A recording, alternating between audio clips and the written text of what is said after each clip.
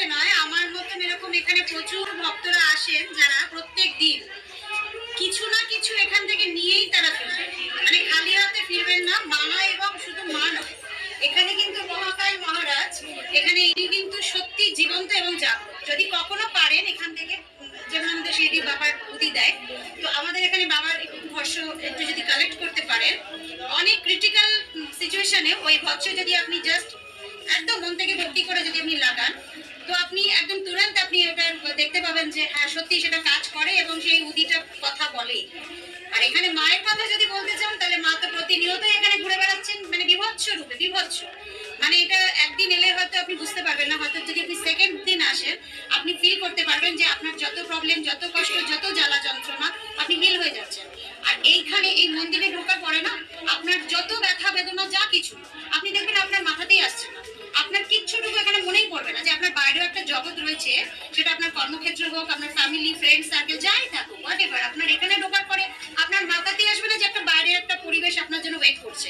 মানে আপনি যদি বলেন আজকে না আমি তাড়াতাড়ি এসেছি, তাড়াতাড়ি চলে যাবো, আপনি আমার কথা বিশ্বাস করুন না করুন, আপনি একদিন এটা পরীক্ষা করে দেখবেন, আপনাকে মা কিছুতেই এখান থেকে চলে যাবে না। মানে এটা হচ্ছে মায়ের ইচ্ছা, আপনি আসছেন হয়তো নিচে, কিন্তু যাবেন আপনি মায়ের ইচ্ছা। এবং এটা আমাদের সাথে প্রত্যেক দিন ঘটছে। আগের স্যাটারডে, তার আগের স্যাটারডে এই প্লেসটাতে শুনে রাখুন, এখন আমাদের ওয়াশরুমের এখানে আলো আছে, কিন্তু মানে 2 সপ্তাহ আগেও পর্যন্ত আলো ছিল না, ছিল সেটা শুধু রাত্রেবেলা জ্বালানো হতো, দিনের বেলা আলো জ্বলতোই না।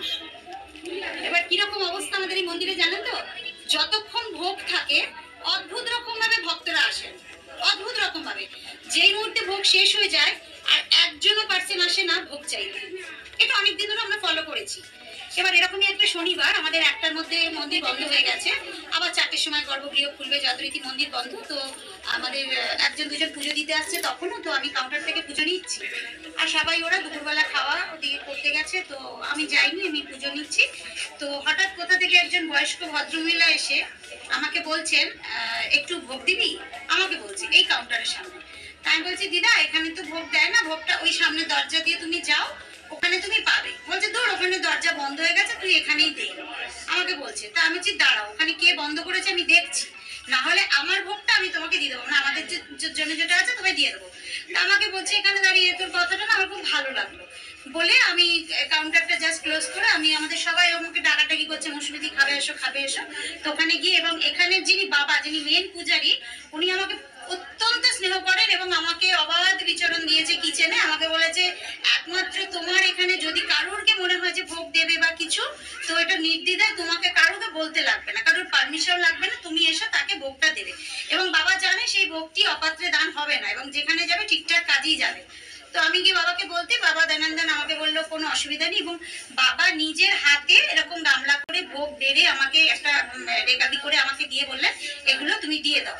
বলতে আমাদের এখানে একজন দাদাকে নিয়ে এইখানটা দাঁড়িয়ে আমি ভোগ দেবো বলে রেডি হচ্ছি, আমি খিচুড়ি লাবড়া দেবো, আর এই দাদাটা কলা দেবে। তো এখানে দাঁড়িয়ে দাঁড়িয়ে দিতে দিতে এরকমই আপনাদের মতন এরকম প্রচুর ভক্তরা লাইন দিয়েছে। হঠাৎ কোথা থেকে একদল লোকজন এসে আমাকে বলছে আমাকে ভোগ দিন, আমাকে ভোগ দিন। তো আমি দিয়েছি মিনিমাম 50 জনের মতো, কেউ প্লাস্টিকে নিচ্ছে, কেউ হাতে নিচ্ছে, কিন্তু অদ্ভুত রকম ভাবে সেই দিদাটি নেই। এবং দিদাটি নেই যখন এই জায়গাটা ক্লিন হয়ে যাচ্ছে, এবার যারা লাইন দিচ্ছে বাবার কাছে দেখাবে বলে, তখন এই দিদাটি এসে আমাকে বলছে এবার আমায় দে। আর আমার না সত্যি একদম মানে ধ্যান নেই যে ও যে আমার কাছে চেয়েছে বা আমি যে তাকে দেবো বলে ভোগটা এনেছি। তা আমি বলছি দিদা তুমি হাতে নিতে পারবে? বলছে এবার পারবো, তুই দে। বলে